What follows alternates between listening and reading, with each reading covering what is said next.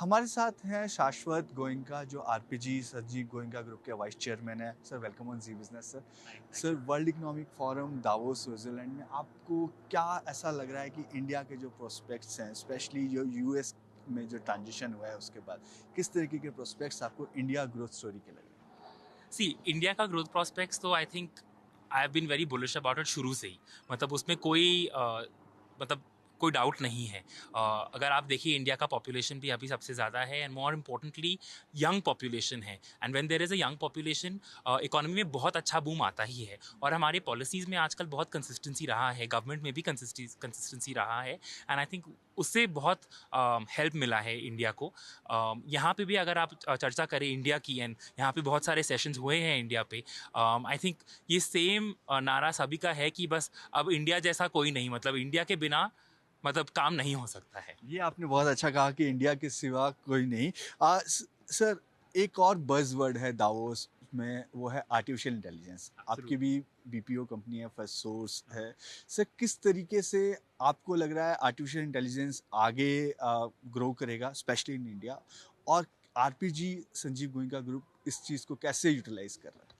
जी artificial intelligence अब उस तह पे पहुंच गया है कि इसके बिना आप काम हो नहीं सकता। Right, it's not a thing कि करना है कि नहीं करना है, आपको आप किस रूप से करेंगे वो देखना पड़ेगा। और यहाँ पे भी वही चर्चा हो रहा है कि सब इंडस्ट्रीज़ में अब एआई के बगैर काम नहीं हो सकता है।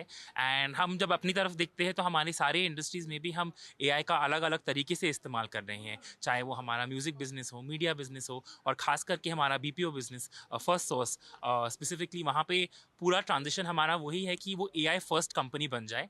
एंड अगले 3 साल में हमारा यही विजन है। तो सर इसके लिए आपको फाइनेंस की भी ज़रूरत होगी। कितना आपको लग रहा है कि आपको कैपिटल एक्सपेंड करना पड़ेगा इस ट्रांजिशन के लिए?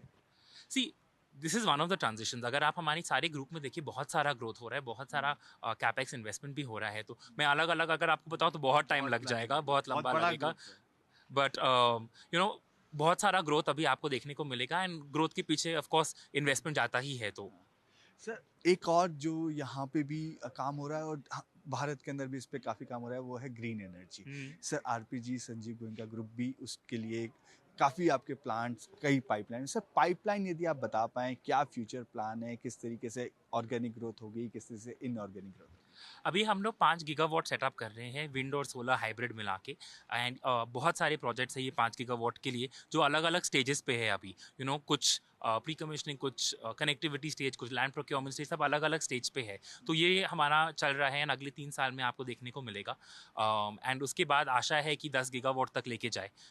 तो इसमें भी बहुत इन्वेस्टमेंट जा रहा है एंड आई थिंक आगे जाके यही मतलब ग्रीन एनर्जी ही एनर्जी का फ्यूचर है, तो इसमें कोई डाउट नहीं है।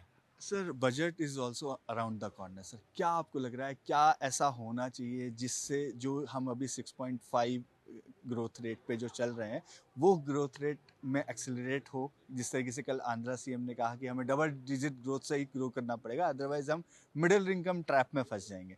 तो क्या आपको लगता है क्या पॉलिसीज़ में ऐसा होना चाहिए बजट के? अगर आप हमारी सरकार को देखें तो एक तो बहुत कंसिस्टेंसी रहा है उसमें, पॉलिसीज़ में भी बहुत कंसिस्टेंसी रहा है। And this is the reason कि इंडिया इतना आगे क्यों बढ़ रहा है। आप बोल रहे हैं 6.5% ग्रोथ, बट इंडिया का ग्रोथ दुनिया के सारे कंट्रीज़ में से सबसे फास्टेस्ट ग्रोथ है। तो आपको वो भी देखना पड़ेगा। And I think third biggest economy तो बस हाल ही में बन ही जाएंगे। एंड एग्जैक्टली, तो I think very excited with the India story. And I think budget से भी हर साल अगर आप देखिए पिछले अब करीब 11 बजट हो चुके हैं, राइट, एंड 11-12, एंड उसमें अगर आप देखें तो हर साल प्रीवियस बजट के ऊपर बिल्ड किया जाता है। तो जो स्टेप्स भी है बजट में वो मतलब एक एक साल के लिए नहीं लिया जा रहा है, अगर आप देखिए वो लॉन्ग टर्म बेसिस पे लिया जा रहा है। एंड यही हमारी सरकार की खासियत है कि they look at India first.